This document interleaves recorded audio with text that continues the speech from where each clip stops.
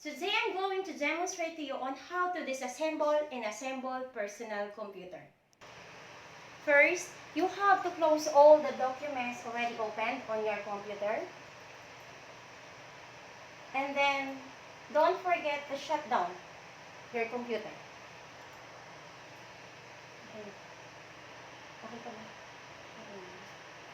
Okay? See that you are going to shutting down your computer properly to avoid the corrupted files or operating system.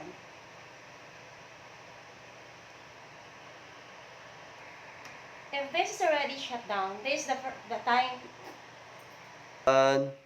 If this is already shut down, this is the right time for you to disassemble your computer. Before starting computer disassembling, see to it that you have your tools beside you. What are those? So you need the anti-static wrist strap.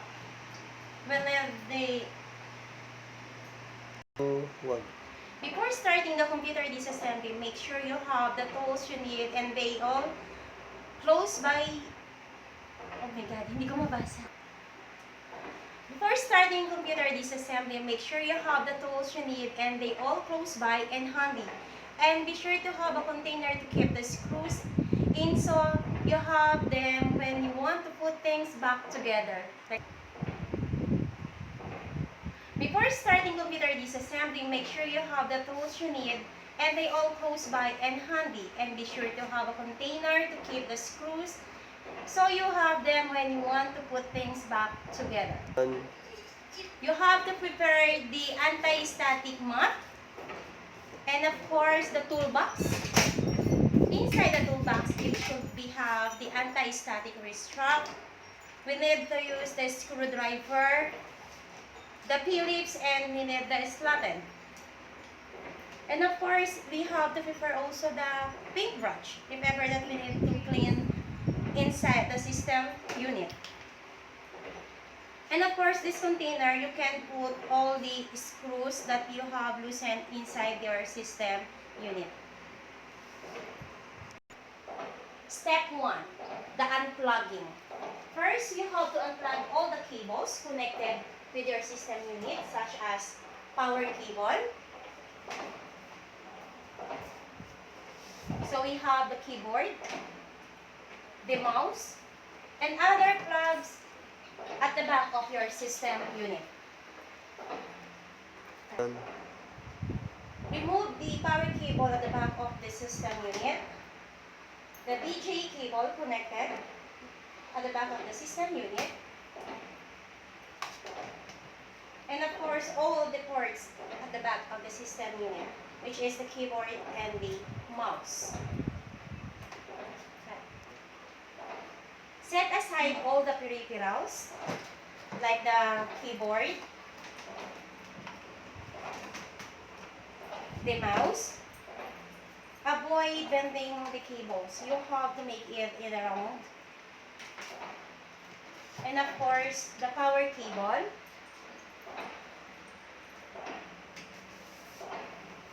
And the monitor. You should reverse all the accessories. If you have the watch, and of course the ID, that will cause electric shock when you are going on the disassembly. Okay, you have the earrings.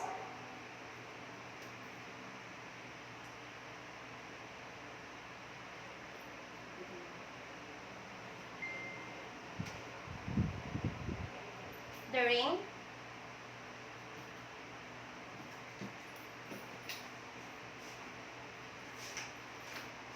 And then ground yourself by touching any unpainted part of the system unit. Okay, you have to wear the anti-static wrist strap. Step 2, opening the outer shell.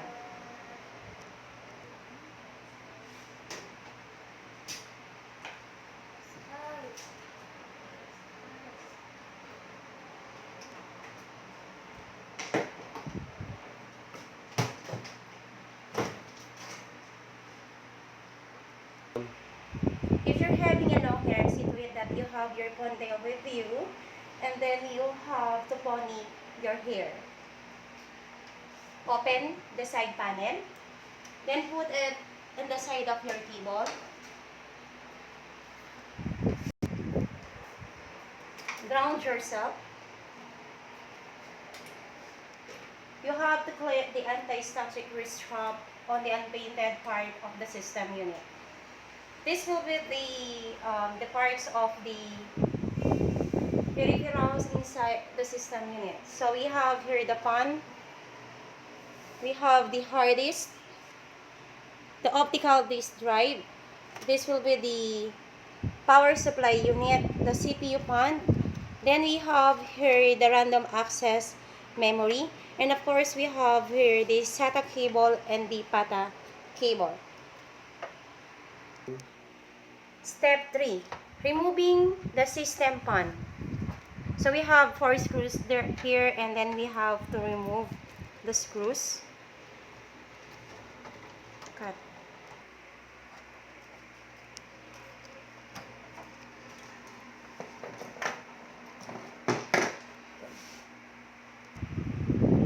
Step 4. Removing the CPU fan. Unscrew.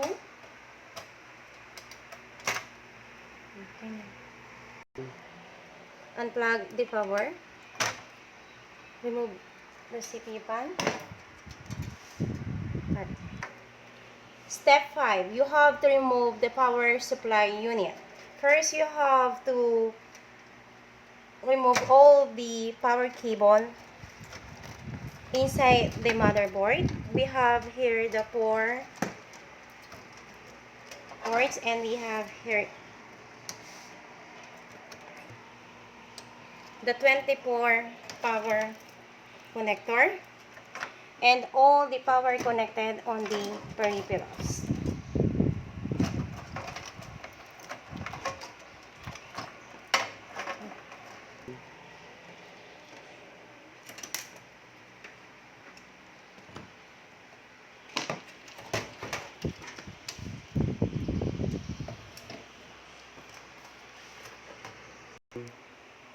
Step 6. Remove the CD or any optical drives.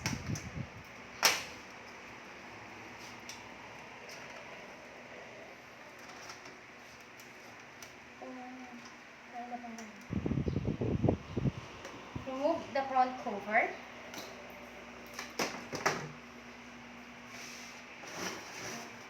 Take out the optical disc drive. Step 7. Remove the hard disk drive.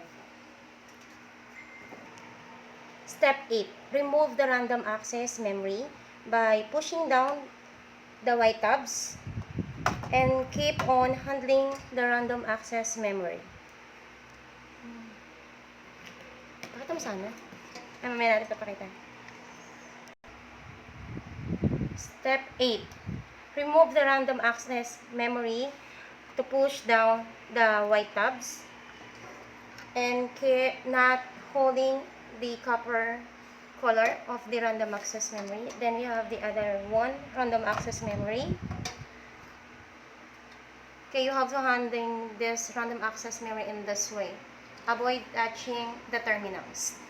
And this will be the last part that you have to remove inside the system unit. This is the motherboard, which is considered as the soul of the computer. So you have to locate all the screws on your motherboard. See to it that you unscrew first. Loosen the screws before lifting up the motherboard. One.